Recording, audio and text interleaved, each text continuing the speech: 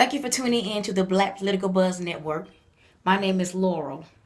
Hi, today's vlog topic is entitled Divorce is Not a Disease, but It Still Hurts. Today's vlog topic is Divorce is not a disease, but it still hurts. Okay, so when we think about the word divorce, we think about a husband and wife parting ways legally through the court system. And we apply the word divorce only to a marriage or a marital husband and wife situation. We don't think of the word divorce as it relates to leaving one's job, being fired from a job, losing a business, losing an investment. We don't think of divorce in that manner. We just think of it as in a marital situation. Husband and wife, part ways through the court system, legally. And that's how we normally, apply the word divorce to that type of situation.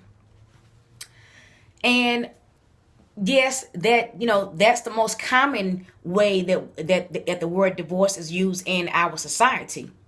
But it does have more than one context or more than one meaning. Or it can be applied, or the word divorce can be applied to more than one situation. So today I want to talk about marriage and divorce. Marriage meaning a husband and a wife, okay, in a relationship, in a legal relationship in which they have acquired a marriage license. They've, gone before a preacher. They've gotten married. They've said I do to each other. They've committed to each other in this relationship. It's a legal relationship. They just can't walk out the door and say bye, see you later. No, it is a legal relationship. And the word divorce, as it applies to a marriage, a real marriage. When I say real marriage, I'm speaking of a husband and a wife situation. The word divorce is an ugly word. It's an ugly word. It's a word that we don't want to think about, especially in the Black community. Even though I know I've read research papers and articles on marriage being on the decline in the Black community, still the word divorce is an ugly word in the Black community because we are survivors. We survived slavery, and we are known for surviving bad marriages. So how do you know when your marriage is unfixable? How do you know when it's time to just throw in the towel? Well, as a born-again Christian, I believe in prayer. I believe in forgiveness. I believe in letting things go. But even as a born-again Christian who believes in God's word, and I do believe in God's word because God's word is true. I don't care what anyone says. The Bible to me is not a fairy tale. So as a born-again Christian who does believe in God's word, and I do believe in forgiveness, and I forgive a lot. And I do believe in forgiveness, and I also believe in grace and mercy and letting things go and new beginnings and, mercies being new every morning. I believe in all that. But sometimes that's not enough. So in the Black community, we have many, many Black men and women who are married who do not believe in counseling. They think that counseling is a dirty word. Many Black people think that counseling is a dirty word as it relates to any issue. Oppression, depression, suicidal tendencies, marital issues, marital problems, child abuse, rape. In the Black community, most instances, we believe that counseling is wrong or it makes us appear weak. In the Black community, if you go to counseling or seek mental health assistance, help, they deem you or they label you as weak because you're supposed to be strong. We survived slavery, but we're not rock. I'm not a rock. I'm not this wall. I'm a human being, and God created me with emotions, feelings, a mind, a soul, a heart, a brain, a body, a spirit. So if he created me with all those components, which make me who I am, or make you who you are, why is it wrong to seek counseling when you need counseling? And let's suppose that you're a woman and you're in an abusive marriage where your husband is not only disrespecting you with other women, disrespecting you with the words he says to you, things he does to you, tries to use mind control on you, all kind of stupid mess. And then he gets his family involved and they try to use mind control on you, and all kind of strife and bitterness is going on in your home. And then he starts to physically abuse you as well. Do you think that's pleasing to God to remain in such a relationship?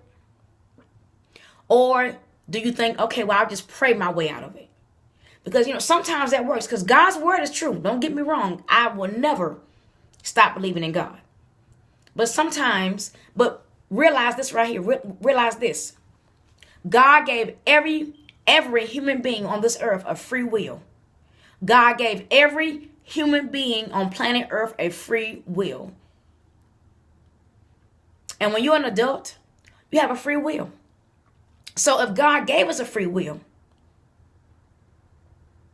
then you can't pray against someone else's will. You can pray for a person. You can pray for God to help a person.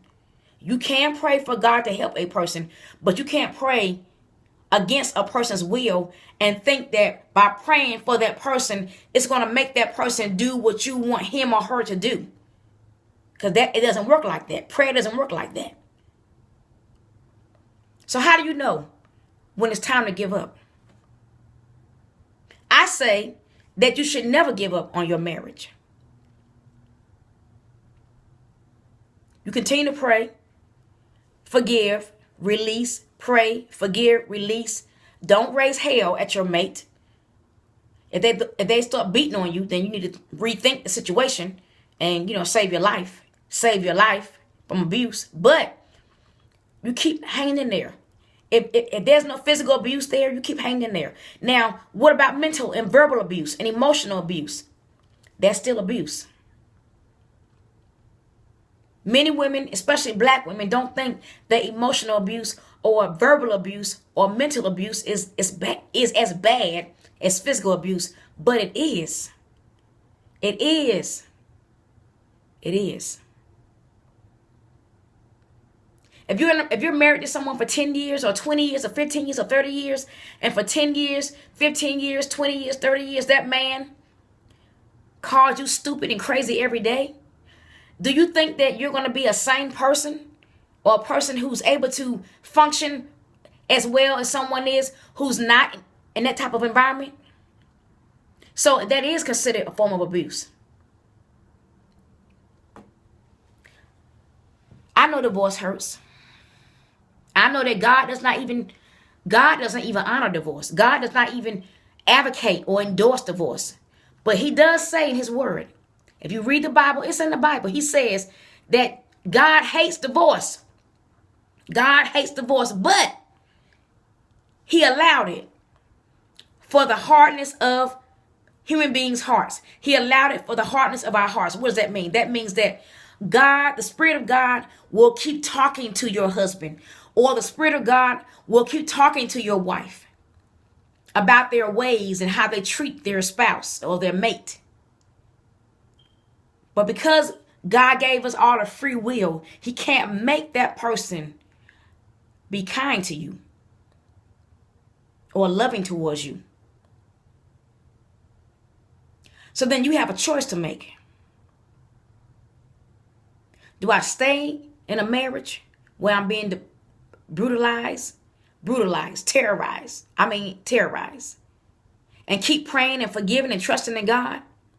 Or do I sacrifice myself?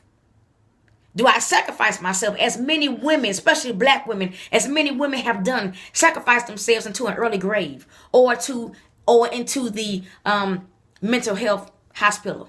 Because if you stayed in that kind of marriage for too long, you will be crazy.